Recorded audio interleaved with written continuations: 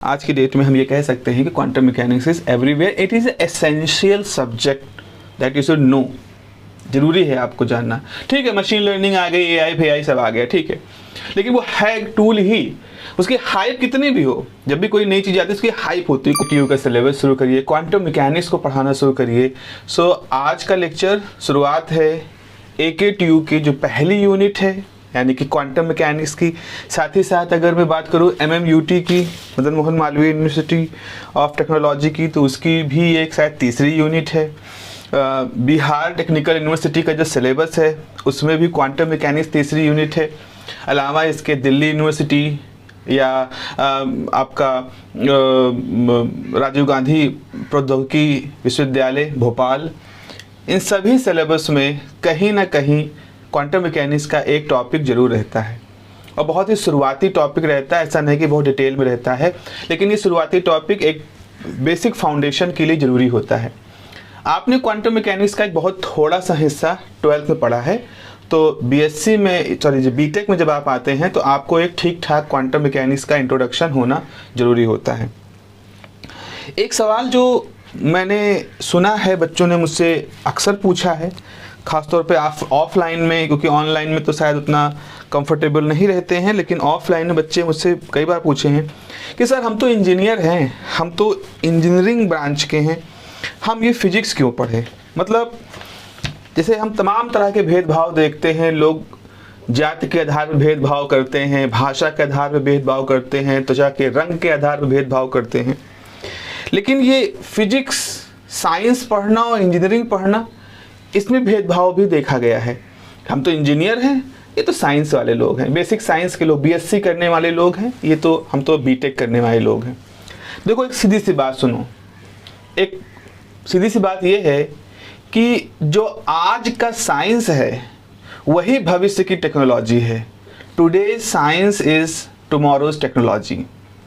तो इसका मतलब है आज जो विज्ञान थ्योरी में जो काम कर रहा है, आज से कुछ साल बाद वही टेक्नोलॉजी में कन्वर्ट होगा और दुनिया भर में उसके एप्लीकेशंस होंगे। तो इसका ये भी मतलब है कि आज हम जिसके एप्लीकेशंस देख रहे हैं, ये आज से 20, 25, 50 साल पहले की थ्योरी रही होंगी। तो आज से 20, 25, 50 साल पहले की थ्योरी या 7 साल 70 साल पहले की थ्योरी थी, आज वो उसकी टेक्नोलॉजी हमारे सामने है।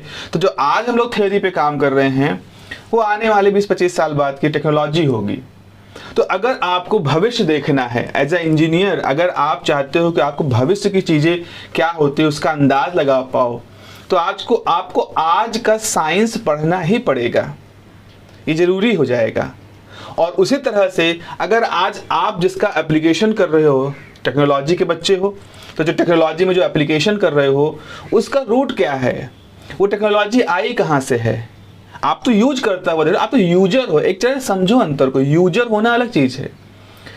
आप AI जैसे है, ChatGPT में आपने प्रॉम्प्ट डाला, आपको इमेज मिल गया, आपको टेक्स्ट मिल गया, बट जरा सोचो इसके पीछे काम कैसे कर रहा है। आखिर एक मशीन कैसे भाषा समझ जा रही है, एक मशीन कैसे नए नए वाक्य बना रही है, नया गीत बना रही है, नया पिक्चर बना रही है, आखिर ये हो कैसे रहा है, क्या सीख लिया मशीन ने ऐसा। कोई तो साइंस होगा ना उसके पीछे। डीप लर्निंग में जब बैक प्रोपगेशन पढ़ते हो तो सारा विज्ञान ही तो है।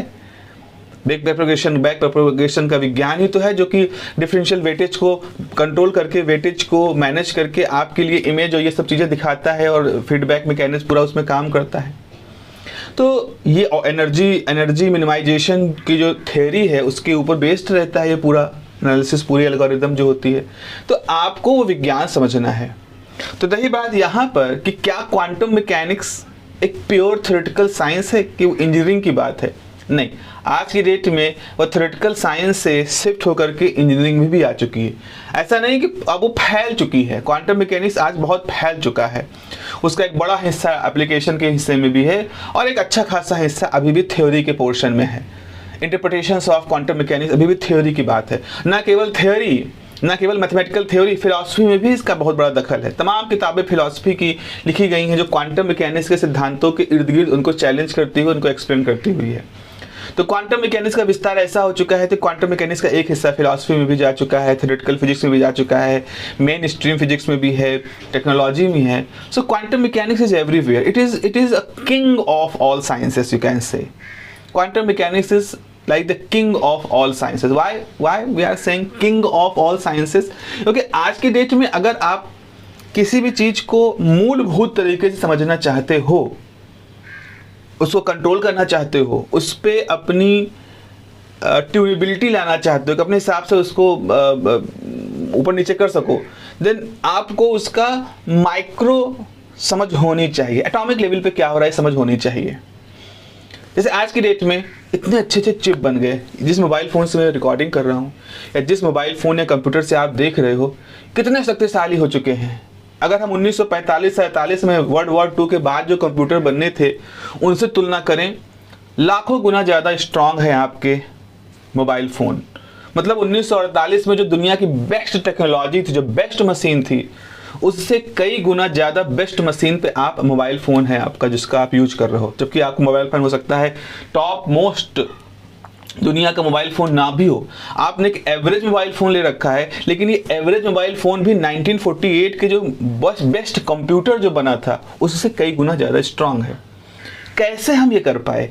कैसे हम वो कई मंजिला बिल्डिंग में जो कंप्यूटर आता था 1948 में, उस 1948 के कई मंजिला बड़े कंप्यूटर को आज हम अपने पॉकेट में कैसे ले पाए? जबकि उसको चलाने के कितने लोग लगते थे, कितनी बिजली लगती थी। आज देखो, आपने सुबह चार्ज किया, शाम तक आपका मोबाइल फ़ोन चलता है। तो आखिर इतना चमत्कार हम कैसे कर पाए? इसके पीछे हमारी चिप टेक्नोलॉजी का बहुत बड़ा योगदान है। हमने चिप बना ली, हमने माइक्रो सर्किट्स बना लिए। लेकिन फिर सवाल आता है, ये माइक्रो सर्किट जो बनाए हैं, ये बनाए कैसे? ये बन पाएंगे? ये स्टेबल हैं, ये काम कर रहे हैं, जैसा हम चाहते हैं वैसा काम कर रहे हैं, ये संभव कैसे हो पाया? तो सब कारण है क्योंकि हमें मालूम है कि चिप के अंदर माइक्रो लेवल पर क्या होता है। हमें मालूम है कि चिप को जब लेयर बाय लेयर बनाया जाएगा तो हम कैसे उसके अंदर डायोड, ट्रांजिस्टर, फेट, मॉसफेट कैसे उसके अंदर हम उगाएंगे, ये हमको मालूम है, अच्छी तरह से मालूम है। इतना मालूम है, कंट्रोल कर सकते हैं। और इसी वजह से हम आज की डेट में इस टेक्नोलॉजिकल रिवॉल्यूशन के सबसे ऊपर हैं। हम इंसान टेक्नोलॉजी को पूरी तरह से अपने हिसाब से उसको मैनिपुलेट कर रहे हैं, कंट्रोल कर रहे हैं। तो quantum mechanics is everywhere. Everywhere मतलब एवरीवेयर। चलो बायोलॉजी की बात करें, quantum biology, protein structure, carbohydrate, molecular, cellular level पर क्या हो रहा है, स्टिमुलेशन कैसे हो रहा है, सोडियम पोटेशियम चैनलिंग कैसे काम कर रही है, how the senses are working, how the information of pain, दर्द का संदेश कैसे दिमाग तक जाता है, सूंघते कैसे हैं, स्वाद कैसे आता है, सुनने के दौरान क्या होता है, देखते हैं तो आंखों के पीछे क्या क्या हो रहा होता है। This is all. यहाँ तक कि चेतना के बारे में बात हो रही है। पेनरोज ने, डॉक्टर प्रोफेसर पेनरोज ने बताया है कि जो हमारी चेतना है, चेतना मतलब होता है कि जो हम एहसास होते हैं, हमारे जो इमोशंस भी हो गए, हमारी सोच भी हो गई, हमारे फीलिंग्स भी हो गई, हम जो कुछ हमारे सपने जो जहाँ बन रहे हैं, हमारे विचार, हमारे आइडिया, हमारे लक्ष्य जहाँ हमारे दिमाग में बन रहे हैं, ये जो चेतना होती है ये कैसे बनती है, कहाँ है? हमारे दिमाग के अंदर कोई माइक्रोट्यूबुल स्ट्रक्चर उसमें होती है, क्या होती है? क्योंकि अगर हमें समझ जाएंगे कि चेतना कहाँ होती है, तो इसका मतलब है अगर हमने समझ लिया सच में कि चेतना कहाँ है, तो हम किसी इंसान जो कि मर रहा है, जो कि जा रहा है, उसके इतने सारे अनुभव, उसकी जो चेतना थी, हम उसको स्टोर कर लें। तो इंसान मर रहा है, उस मरते हुए इंसान की चेतना को मान लो, सपोज एक फैंटेसी सी बात है, हमने उसकी चेतना स्टोर कर ली और फिर उस चेतना को अपने पास रखा और फिर उसको हम किसी फॉर्म में, डिजिटल फॉर्म में कन्वर्ट कर सकते हैं। अगर ऐसा हो पाया तो सोचो कितना अनुभव, कितने बड़े बड़े वैज्ञानिक होते हैं जब अपने जीवन के आखिरी हिस्से में होते हैं, तो अगर हम उनकी चेतना, उनकी कॉन्शियसनेस को समझ जाएं कैसे होती है और हम उसका कोई मॉडल बना लें, तो हम उनकी कॉन्शियसनेस को ट्रांसफर कर लेंगे एक छोटे से कंप्यूटर सिस्टम में। तो वो व्यक्ति चला जाएगा शरीर, लेकिन उसकी चेतना उस कंप्यूटर सिस्टम में रह जाएगी। तो हो सकता है वो चेतना से हम और भी कुछ काम करा पाएं। मतलब यहाँ तक भी लोग सोच रहे हैं, यहाँ तक भी लोग विचार कर रहे हैं, प्रोफेसर्स हैं इसके दुनिया में बड़े बड़े, कॉन्शियसनेस कैसे काम करते हैं। तो क्वांटम मैकेनिक्स का ये दूसरा हिस्सा है। बायोलॉजी की बात हो गई, उसके बाद मटेरियल साइंस। आप एलईडी देखते हो, आप तमाम तरह के इंस्ट्रूमेंट्स देखते हो, तमाम तरह के टेक्नोलॉजिकल एस्पेक्ट देखते हो, ट्रांसपेरेंट एलईडीज देखते हो, ट्रांसपेरेंट आप देखे होंगे कि मोबाइल फ़ोन की स्क्रीन आ रही है जो कि ट्रांसपेरेंट हो सकती है, फ्लेक्सिबल हो सकती है, फोल्डेबल हो सकती हैं। मतलब ये फोल्डेबल नहीं, एकदम रोल करके पेपर जैसे हो सकती हैं। तो तो ये ऑर्गेनिक केमिस्ट्री, ये मॉलिकुलर केमिस्ट्री ह्यूमंस के साथ इंटरफेस कर दो, इंसानों के अंदर चिप लगा सकते हो क्या हम किसी व्यक्ति की जो काइनेस्थेटिकल इश्यूज होते हैं, उसके मोशन की जो होती है, उसको क्या हम कंप्यूटर से लगा करके उसके बैलेंस को सुधार सकते हैं क्या? अल्जाइमर हो जाता है व्यक्ति को, तो क्या दिमाग किसी हिस्से को अगर हम कंप्यूटर से इंटीग्रेट कर दें तो क्या हम उसकी दिमाग की घटती हुई क्षमताओं को उसको बढ़ा सकते हैं कि नहीं? This is all part of quantum mechanics. Atomic drugs आपको बनाना, दवाइयाँ बनानी हैं, क्वांटम मैकेनिक्स मॉलिक्यूलर लेवल पे कैसे काम कर रहा है। क्वांटम कंप्यूटेशनल मॉलिक्यूलर मॉडलिंग की पूरी ब्रांच दुनिया में एग्जिस्ट कर रही है, तमाम तरह के तमाम लोग उस पर काम कर रहे हैं। क्वांटम मैकेनिक्स की बात हो रही है। Opto electronic devices, nano electronics, nano circuitry, quantum computing की बात सबने सुनी होगी। अगर आप कंप्यूटर साइंस के बच्चे हैं तो आप समझ लीजिए भविष्य बहुत तेजी से आपकी तरफ आ रहा है, और वो है क्वांटम कंप्यूटिंग का। हो सकता है आपके यहाँ भी कोई सिलेबस ही ना हो, आपके यूनिवर्सिटी में कोई सिलेबस ही ना हो क्वांटम कंप्यूटिंग का, पर दुनिया में क्वांटम कंप्यूटिंग एक बहुत बड़ा एक भविष्य की तरह से देखा जा रहा है। आप समझिए 1948 की बात सोचिए। 1948 में दुनिया में खबर पहुंचती है कि एक ऐसी मशीन बना ली गई है, एक ऐसा कैलकुलेटर बना लिया गया है जिससे बहुत बड़े बड़े कैलकुलेशन हो सकते हैं। एटम बॉम्ब से जुड़े हुए कैलकुलेशन भी उसी मशीन, उसी कैलकुलेटर पे हुए, इसको हम कंप्यूटर कह रहे हैं। तो 1960 में आता हुआ व्यक्ति ये सुन रहा था कि भाई दुनिया में एक मशीन बन रही है, इसको कहते हैं कंप्यूटर, जो कि कुछ भी कर सकती है, प्रिंट करा सकती है, वो कुछ भी लिख सकते हो, वो कुछ भी कर सकती है, वो बहुत पावरफुल मशीन है। तो जिस तरह से 1960-1970 में आम इंसान के पास कंप्यूटर नहीं था, लेकिन एक पढ़े लिखा वर्ग ये सुनता था कि कंप्यूटर है, दुनिया में कंप्यूटर नाम कोई चीज है जो कि बहुत बड़ी टेक्नोलॉजी है। फिर 1980 आते आते सभी देशों में, मतलब जो ठीक ठाक देश थे, उनके बड़े बड़े ऑफिसेस में कंप्यूटर आ गए।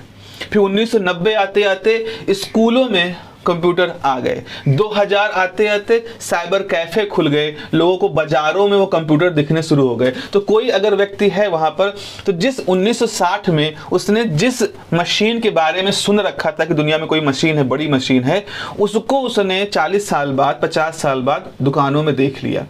2010-15 आते आते लोगों ने घरों में कंप्यूटर खरीदने की क्षमता आ गई।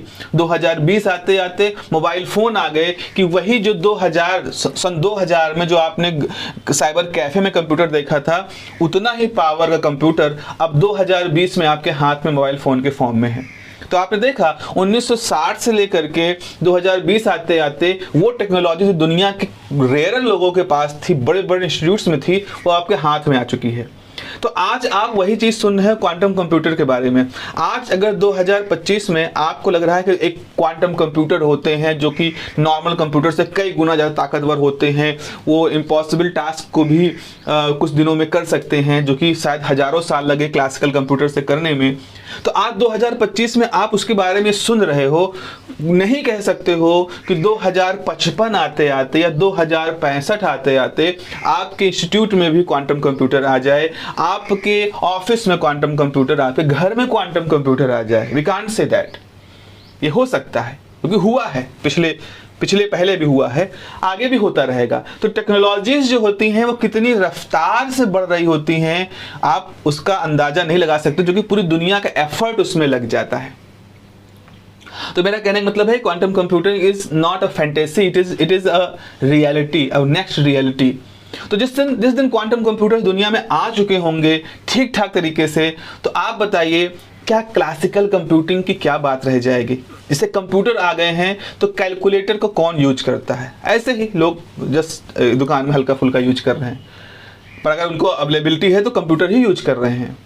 तो वैसे ही स्थिति है। तो क्लासिकल कंप्यूटिंग और क्वांटम कंप्यूटिंग किस तरह से रिप्लेस हो रही हैं क्लासिकल कंप्यूटिंग क्वांटम कंप्यूटिंग से, तो ये भी यहाँ पर है। तो ये भविष्य है भाई। सो क्वांटम मैकेनिक्स इज नॉट, अब उसकी प्रोग्रामिंग आपको क्वांटम मैकेनिक्स के रूल से ही करनी पड़ेगी। So quantum mechanics is not, you ये तो थ्योरेटिकल फिजिक्स है, या it is a theoretical physics, but it has extended to the quantum mechanics, extended to the technology too. तो आपको मटेरियल साइंस में काम करना है, आपको क्वांटम मैकेनिक्स आनी चाहिए। आपको ड्रग इंडस्ट्री में, केमिस्ट्री में काम करना है, आनी चाहिए। एक बार फेनमैन ने ऐसे ही मजाक में कहा था कि some part of physics is quantum mechanics. ये बात है 1950-60-70 की।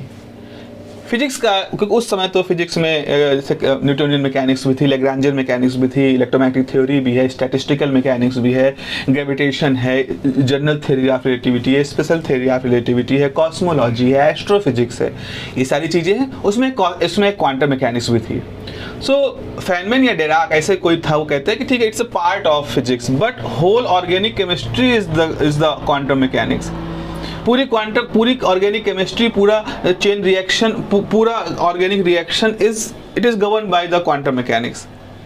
अगर थोड़ी देर के लिए क्वांटम मैकेनिक्स दुनिया से गायब हो जाए, ये कहते हैं कि विज्ञान है ही नहीं, तो आप समझिए फिजिक्स का तो नुकसान होगा, लेकिन फिर भी उसमें मैकेनिक्स और Lagrangian mechanics, Hamiltonian mechanics, gravity, ये सब चीज़ें बची रह जाएंगी, क्योंकि वो क्वांटम मैकेनिक्स सीधे डील नहीं होती। But chemistry will destroyed, chemistry की अंडरस्टैंडिंग, जो modern understanding, it will be destroyed. क्योंकि आखिर बॉन्ड बनते कैसे हैं, रिएक्शंस होती कैसी है, हम समझ पा रहे हैं because we know the quantum mechanics, we know the molecular, we know the atomic manipulations जो हो रहे हैं, उसको हम जानते, तभी तो हम कह रहे हैं कि हाँ इसकी वजह से ये हो रहा है। क्वांटम मैकेनिक्स की समझ हमारे पास है। So we can say that कि जो मैथमेटिकल कॉम्प्लेक्सिटीज़ हैं उनको डील करते हुए मॉडर्न टेक्नोलॉजी में आज की डेट में हम ये कह सकते हैं कि quantum mechanics is everywhere. It is essential subject that you should know. जरूरी है आपको जानना। ठीक है, मशीन लर्निंग आ गई, AI सब आ गया, ठीक है, लेकिन वो है एक टूल ही। उसकी हाइप कितनी भी हो, जब भी कोई नई चीज़ आती है उसकी हाइप होती है। कोई भी मूवी आती है उसकी हाइप होती है, खूब सारा प्रचार होता है उसके बारे में कि ये मूवी ऐसी है, ये मशीन ऐसी है, ये बुक ऐसी है, ये सरकार ऐसी है, नेता ऐसा है कि दुनिया बदल देगा। लेकिन जब समय चलता है, अपने चक्का चलाता है, तो धीरे धीरे पता चल जाता है कि कौन क्या कैसा है और चीज़ें इक्विलिब्रियम में आ जाती हैं। यही AI और मशीन लर्निंग के साथ भी है। लेकिन एक चीज जिसकी हाइप कभी नहीं खत्म हुई, दैट इज क्वांटम मैकेनिक्स। वो लगातार वो अपना परफॉर्म करता चला आ रहा है। लगातार लोग उसके अंदर ऐसे आते, कभी श्रोडिंगर आए, कभी जॉन बेल आए, कभी हॉकिंग आए, कभी विटन आए, ऐसे लोग आते जा रहे हैं उसके अंदर। अशोक सेन आए, जो कि लगातार उसके किसी न किसी पहलू को बूस्ट कर देते हैं और उसका बाजार कभी हल्का होने नहीं देते। तो quantum mechanics is essential thing. Now we have a question कि why the quantum mechanics developed? I am saying this, अगर आप लोगों ने मेरे पुराने वीडियो देखे हों तो मैं एक हार्ड कोर वो कोचिंग वाला मामला नहीं है कि जस्ट टू द पॉइंट आए और फेंक के चले गए। This is a very the physics is very close to my heart. It is मतलब मेरी जीविका का साधन भी है। मैं कमाता भी इसी विषय के पढ़ा करके, इसी विषय की विशेषज्ञता को दिखा करके ही मैं रोजी रोटी कमा रहा हूँ, अपने परिवार का पेट पाल रहा हूँ। यूट्यूब पर भी मैं काम कर रहा हूँ इसी तरह से कि मैं फिजिक्स को पढ़ा रहा हूँ, मैं जानता हूँ। सो इसको जिस तरह से मैंने सीखा है, जिस तरह से फर्स्ट हैंड मेरा एक्सपीरियंस रहा है, वो इसी रास्ते से रहा है, वो फिलॉसफी के रास्ते से रहा है, वो मैथमेटिक्स के रास्ते से रहा है। I was not a very fortunate guy, a boy you can say at that time कि मुझे IIT में पढ़ने का मौका मिला। नहीं, I was not that talented, I was not that fortunate कि मुझे IIT के प्रोफेसर से पढ़ने का मौका मिला, या मुझे ऐसी किसी संस्था के साथ परमानेंटली जुड़ने का मौका मिला जो कि IIT ISC लेवल की थी। हालांकि रिसर्च जब मैंने करनी शुरू की तो मुझे समर स्कूल करने का मौका IITs में मिला, या इस तरह का मौका मुझे मिला। लेकिन जो इस विषय के विद्वान लोग थे उनके साथ जुड़े रहने का मुझे मौका मिला। उस संस्था से मान लीजिए किसी कॉन्फ्रेंस में हम गए, तो किसी कॉन्फ्रेंस में गए तो वहाँ कोई प्रोफेसर आया है ISC का, या कोई बाहर से प्रोफेसर आए हैं, वो अपना कोई टॉक दे रहे हैं, तो उस टॉक को देख रहे हैं, उसमें समझ रहे हैं। बाद में जो पोस्ट टॉक जो लंच वगैरह होते थे उसमें बात कर रहे हैं। प्रोफेसर्स वो भी इतने जनरस लोग थे कि वो मिल रहे हैं, कह रहे हैं कि अच्छा okay you so me interest, okay you should learn this, you should, है ना। तो मुझे सजेस्ट कर रहे हैं कि आपको ये पढ़ना चाहिए, इस बुक के साथ जाएं, इसको पढ़ें, इस समर स्कूल करें, इस कॉन्फ्रेंस में जाएं। ऐसे थे। रिसर्च पेपर्स पढ़ने का मौका मिला, बुक्स पढ़ने का मौका मिला। उसके बाद आप YouTube is a great platform I would say. आप लियोनार्ड सस्किन के वीडियोस देख लीजिए, आप वी बालाकृष्णन के वीडियोस देख लीजिए। ये मेरे गुरु हैं, ये सब मेरे गुरु हैं YouTube पर, और वैसे ऑफलाइन ऑनलाइन जैसे आप कह सकते हो। जिनसे ये सब सीखने का मौका मिला। और धीरे धीरे जो बच्चे हैं जिनको मैंने पढ़ाया, उनके क्वेश्चंस, उनकी क्वेरी, उनका जो उत्साह था वो था जो कि मुझको ट्रांसफ़र होता रहा। तो मैंने हमेशा से फिज़िक्स में एंटर करने का जो रास्ता चुना, जो मेरा फेवरेट रास्ता है, वो है सम जनरल लाइफ के सवाल, कोई फ़िलासफ़ी का सवाल, कोई एक्सपेरिमेंट के रिजल्ट, या सबसे फेवरेट मैथमेटिक्स। एक डेरिवेशन करें, एक मैथमेटिक्स करें, उसके जो टर्म इनको तोड़ तोड़ के देखें और ज़रा मतलब निकालने की कोशिश करें कि इसका मतलब क्या है। Maybe I am taking your time talking about myself, but this is what जो कि आपको मेरे लेक्चर्स में रिफ्लेक्ट होता रहेगा। सो these lectures are very personalized thing. It is not a very professional kind of. मैं किसी company के लिए काम नहीं कर रहा हूँ। मैं अपने जीवन की, अपने घर गृहस्थी और नौकरी और सारे जो गृहस्थ जीवन और नौकरी का जो समय है, उन सबसे समय निकाल करके इस कमरे में, यहाँ की बहुत फेवरेबल कंडीशन भी नहीं है, मैं अगर वीडियो बना रहा हूँ तो सिर्फ इसलिए क्योंकि मुझे अपना वो शेयर इंटरेस्ट है जो मुझे शो करना है। ऐसा भी नहीं है कि लाखों के करोड़ों की फैन फॉलोइंग है और विद इन फ्यू डेज मुझे मिलियंस ऑफ व्यू मिल जाते हैं ताकि मुझे लाखों रुपए मिल जाते हैं, ऐसा भी नहीं है। आप देखिए जा करके मेरे वीडियोस को देखें, व्यूज़ आर हफ्ते भर में शायद 1000-2000 हो जाए तो बहुत बड़ी बात है। और ये चल रहा है, मतलब ये YouTube की लैंग्वेज में आप कह सकते हो कि my videos are not doing good, तो बहुत बड़ा शब्द है, they are not performing, but still I am recording the videos and posting it, भले रात को 2 बज जाए, 1:30 बज जाए। Why? Because somehow I feel that कि मुझे इंजॉयमेंट आती है, मुझे कहीं से थोड़ा थकान हल्की होती हुई लगती है दिन भर की, जब मैं कैमरे से बात कर रहा हूँ, जब मैं बात कर रहा हूँ आपसे, और जब मैं ये फील कर रहा हूँ कि ये चीज़ें अब मैं दुनिया को दिखा सकता हूँ, दुनिया में बच्चों को पहुँचा सकता हूँ। तो इसीलिए आपको हो सकता है मेरे वीडियोज़ कभी कभी लगे कि शायद मैं भटक रहा हूँ, दाएँ बाएँ जा रहा हूँ। नहीं, कुछ रास्ते हैं जिन रास्तों के थ्रू मैंने प्रॉब्लम को अप्रोच करना सीखा है फिजिक्स में। वो किसी कहानी का है, किसी फिलॉसफी का कोई पार्ट है, कभी विंगस्टाइन की कोई चीज़ है, कभी हीगल की कोई चीज़ है, कभी कांट की कोई चीज़ है, कभी शोपेनहावर की कोई चीज़ है। ये सब फिलोसफर्स हैं, इनकी कोई बात है जो कि क्वांटम से जुड़ रही है, फिजिक्स से जुड़ रही है, तो मैं उनका जिक्र करता हूँ, बजाय इसके कि मेरे व्यू में कितना डिप आता है। जो आता है सो आता है। अगर 2-4 लोग भी इस चीज़ समझ पा रहे हैं, बहुत है मेरे लिए। अब भाई जिसको मैं नहीं जान रहा हूँ, जो मुझे नहीं जान रहा है, वीडियो के थ्रू वो मुझे देख रहा है, वीडियो के थ्रू मैं उसका व्यू पा रहा हूँ, इतना बहुत है। मतलब that is good thing for me. So how this quantum mechanics started, कैसे शुरू हुआ? तो जरा सा आप पीछे जाते हैं, हम बात करते हैं, कब की बात करें? गैलीलियो के समय की बात करते हैं। 1642 से पहले की बात है, क्योंकि 1642 में गैलीलियो का देहावसान हो गया था। तो गैलीलियो के समय में जो दुनिया के नियम थे, उनको समझने के कुछ तरीके थे जो अरस्तु ने दिए थे या उनसे पहले के फिलोसफर्स ने दिए थे। गैलीलियो ने उनको चैलेंज किया। अगर आपको थोड़ा डिटेल में स्टोरी समझनी होगी तो जो हम रिलेटिविटी पढ़ाते हैं अलग अलग कोर्सेज में, तो रिलेटिविटी में ये सब मैं बता रहा हूँ काफ़ी डिटेल में। बीएससी का कोर्स पढ़ा रहा हूँ, वहाँ पर रिलेटिविटी पढ़ाने जा रहा हूँ, और आगे भी रिलेटिविटी पढ़ाऊँगा। बिहार इंजीनियरिंग यूनिवर्सिटी में फ्रेम ऑफ रेफरेंस की जब बात होगी तो वहाँ रिलेटिविटी पढ़ाएंगे, वहाँ हम डिटेल में बताएंगे कि अरस्तु की गैलीलियो ने क्या किया, उनका शिप का एक्सपेरिमेंट क्या था, कैसे उन्होंने दुनिया का सामना किया। लेकिन अभी क्या है, आप ये समझिए कि गैलीलियो, उसके बाद न्यूटन और उसके बाद आइंस्टीन, ये 3 चरण हम देख रहे हैं। इन 3 चरणों में दुनिया ने काफ़ी कुछ सीख लिया था। मैकेनिक्स सीख लिया था, इलेक्ट्रोमैग्नेटिक थ्योरी भी इसी बीच में डेवलप हो गई थी, ऑप्टिक्स वगैरह की सारी बात डेवलप हो गई थी। तो हमें मालूम था कि फोर्स लगाते हैं तो एक्सेलरेशन होता है। हमें मालूम था कि रिजिड बॉडी के बीच में उसका शेप और साइज नहीं चेंज होता है नॉर्मल फोर्स लगाने से। हमें मालूम था कि लाइट जो है वो मीडियम से होकर चलती है, और मीडियम से जब घुसती है तो वो अपने रास्ते से डेविएट होती है। इलेक्ट्रोमैग्नेटिक थ्योरी के बारे में मालूम था कि इलेक्ट्रोमैग्नेटिक थ्योरी कहती है कि इलेक्ट्रिसिटी और मैग्नेटिज्म, ये 2 फोर्स हैं, वो आपस में जुड़े हुए हैं। एक ही सिक्के के 2 पहलू हैं।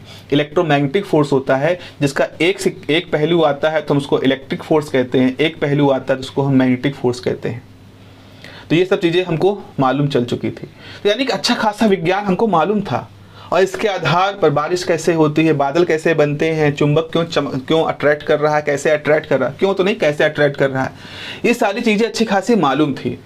लेकिन फिर एक समय आता है 1880 या उस समय का, जब कई सारे प्रयोग होने शुरू होते हैं। जो लोग होते हैं वो कुछ और सोचने शुरू करते हैं, थोड़ा सा और गहराई में समझने के प्रयास करते हैं। उन प्रयोगों के जो रिजल्ट थे वो प्रॉब्लमैटिक थे, क्योंकि जितना ज्ञान हमारे पास था उस ज्ञान से हम उन रिजल्टों को नहीं समझा पा रहे थे।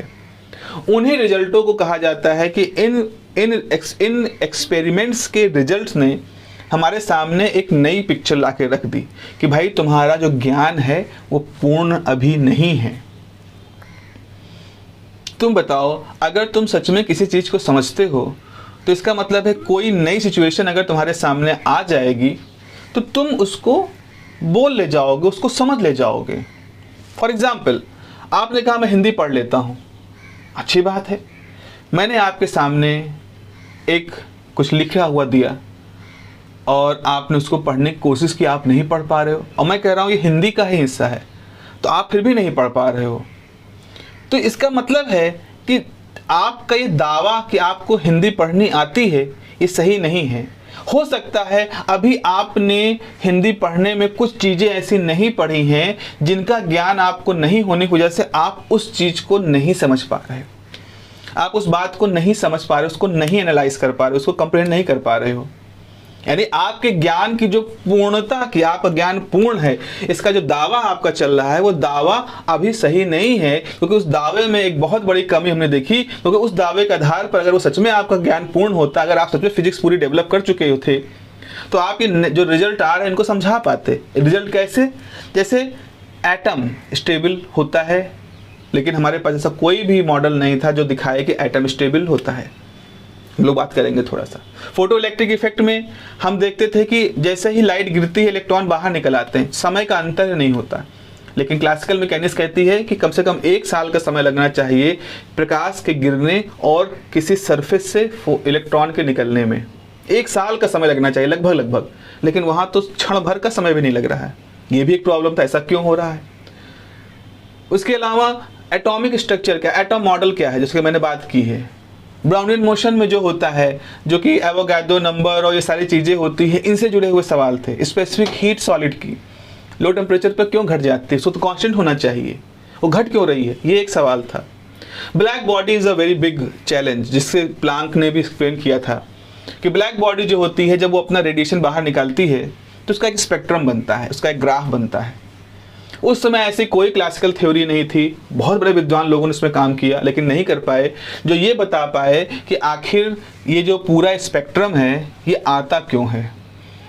लोगों के पास थ्योरी या तो लो फ्रिक्वेंसी पर थी या तो हाई फ्रिक्वेंसी पे थी, वो नहीं समझा पा रहे थे ब्लैक बॉडी रेडिएशन क्यों होता है।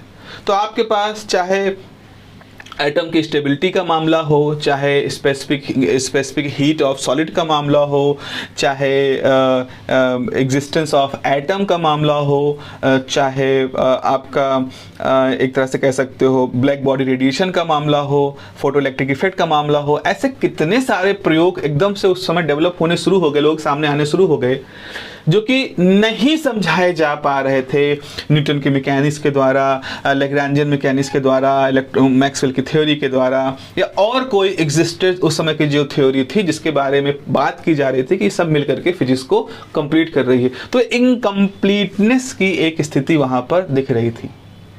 तो क्वांटम मैकेनिक्स एक लग्जरी के तौर पर नहीं डेवलप हुई, क्वांटम मैकेनिक्स एक नेसेसिटी के तौर पर डेवलप हुई। जैसे दो चीज़ें हैं जो कहा जाता है कि सफलता की इमारत असफलता के खंभों पे खड़ी होती है। आप प्रयास करते हो, असफल होते हो, तो वो प्रयास और वो असफलता बेकार नहीं जाती है, बल्कि वो एक ऐसे खंभे का निर्माण करती है जो बहुत ही मजबूत होता है। और भविष्य में जब आप सफलता प्राप्त करते हो तो उन असफलताओं से आपने जो सीखा है उसी से आपकी सफलता बढ़ती है।